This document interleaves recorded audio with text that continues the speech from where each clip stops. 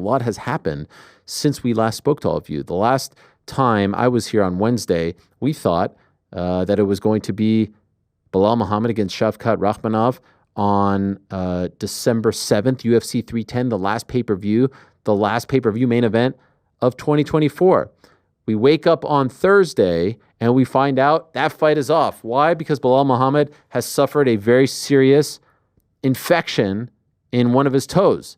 There's the tweet from the 170-pound champion. Caught a bone infection in my foot, had to put a PICC line in my arm for IV antibiotics. The next 6 weeks with no physical activity. Allah's plan is the best plan. I'm sorry to everyone that were coming to see me. I'll be back soon, inshallah.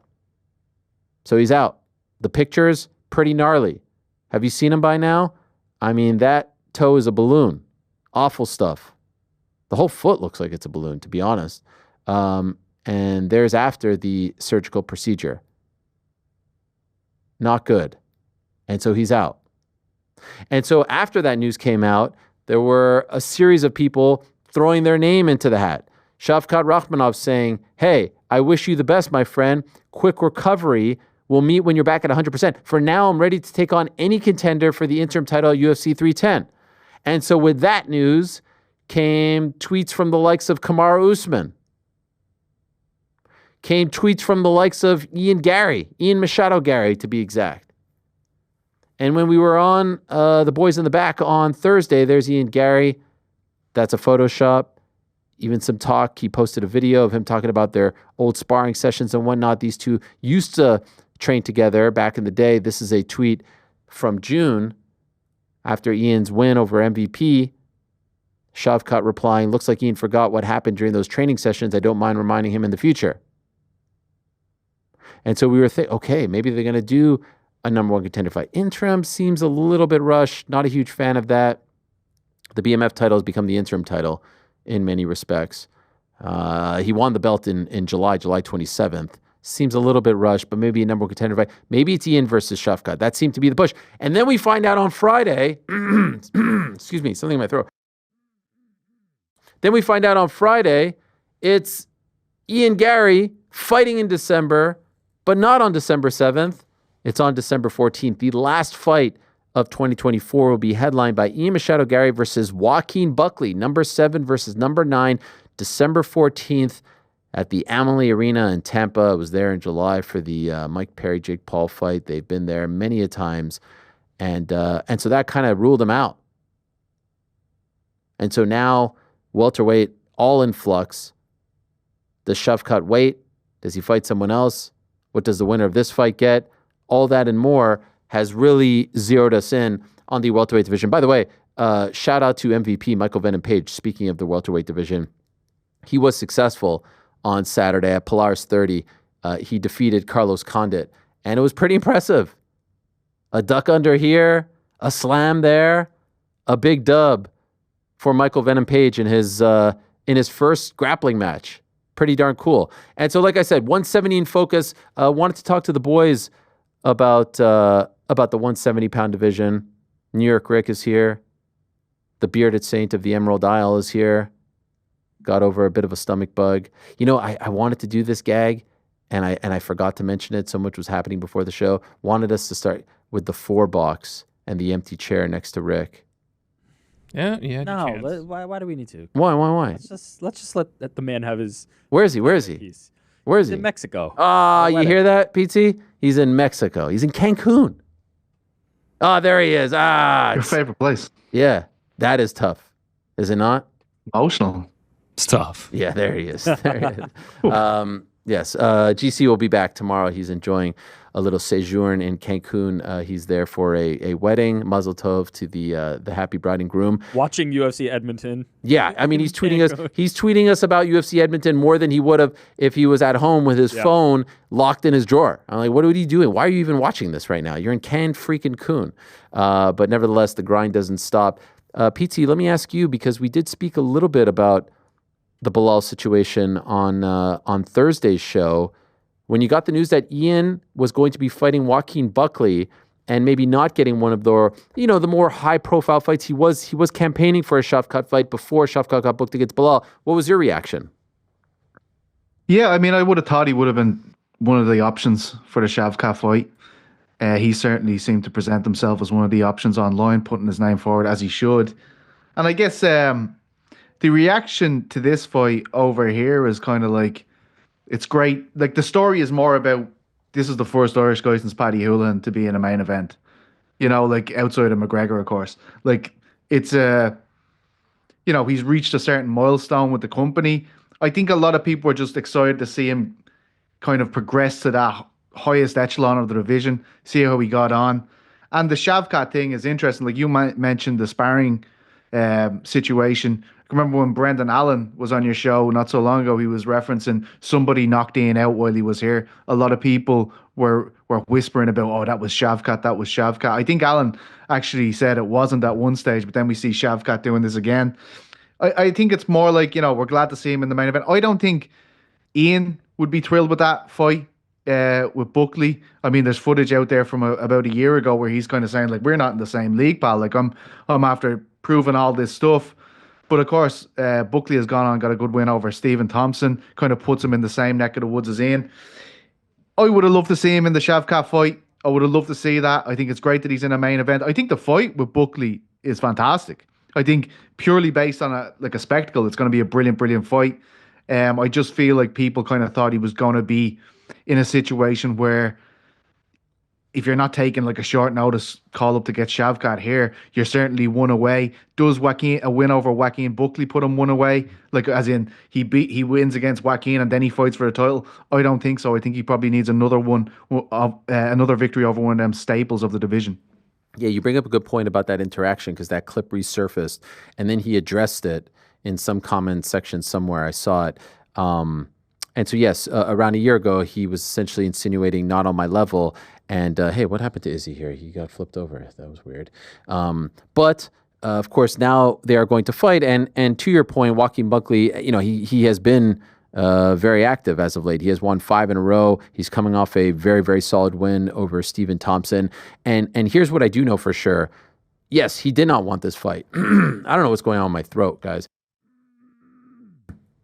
Yes. Set's falling apart. Everything. All over the gaff. We're an absolute mess. What's going on, man? He wanted Colby Covington, and for whatever reason, they can't seem to figure it out. And then he wanted Sean Brady, and Sean Brady isn't available. And so I think he really just wanted to fight at the end of the day. He wasn't getting the Rakhmonov fight. It seems like and we'll talk to Shavkat in about 13 minutes' time. It seems like they're saving him. And so he takes this fight, and I give him a lot of credit for that. You can sit around and wait. I thought maybe they would try to do Ian versus Leon Edwards. And maybe this fight is the one that gets him to a Leon Edwards fight. Perhaps, if they go to the UK in March or April or so, as is being rumored, Leon versus Ian would be a gigantic fight, an important fight for both, and a fight with a backstory to it. And I was surprised, Rick, a lot of people, when I asked about it I didn't do a poll or anything, a lot of people were favoring Buckley in large part because I had a few people quote the infamous moment there with Yoel Romero back in March of 2020. Shorty man, dirty boxing. I was hoping you broke me with that. I was hoping to get you on the screen there for that. Oh man, what a moment! What a moment! You got me. I don't often break. You got me. Shorty man, dirty boxing. Right. Is it not true? Go.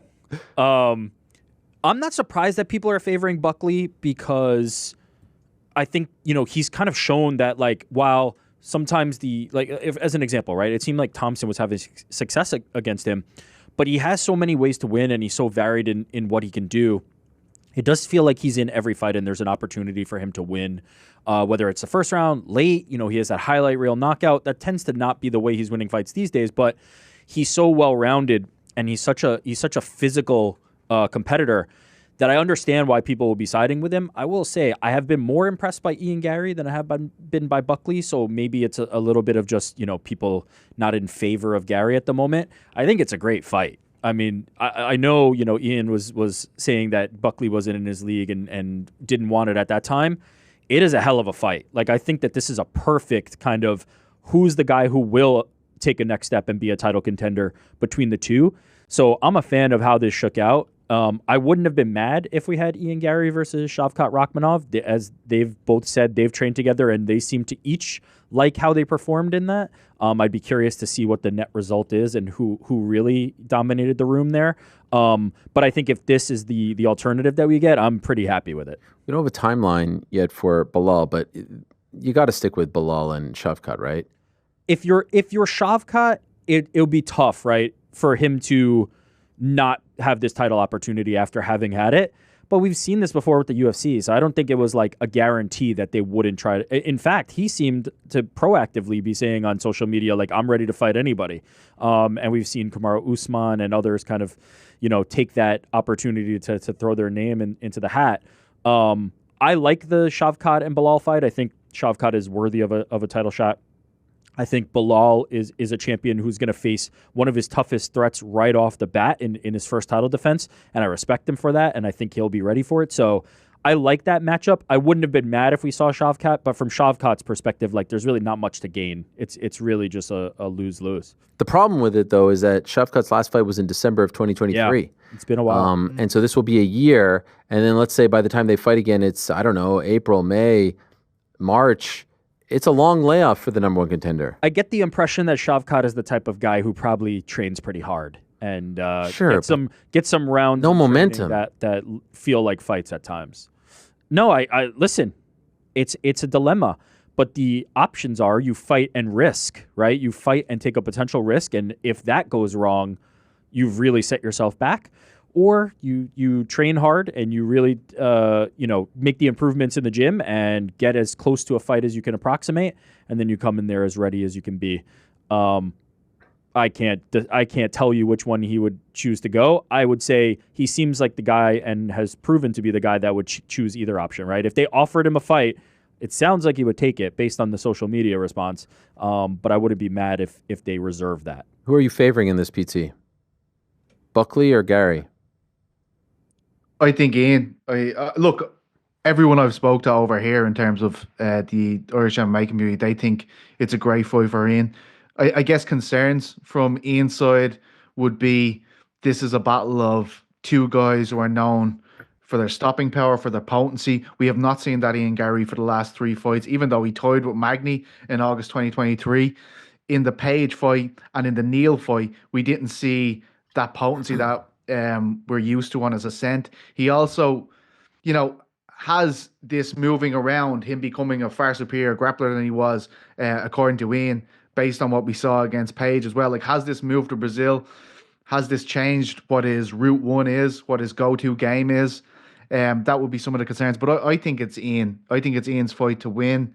One thing I am wondering about, Ariel, is in terms of these matchups at 170 that could potentially be offered to Shavkat, do you know if Leon Edwards has been asked about that fight? And why do I get the feeling that it's going to be Kamaru Usman v Shavkat when the day comes around? Oh, yeah, and that was something that a lot of people were predicting. I checked in on Leon. I think that they want to save him for their return to the UK, which is being rumored for March, April.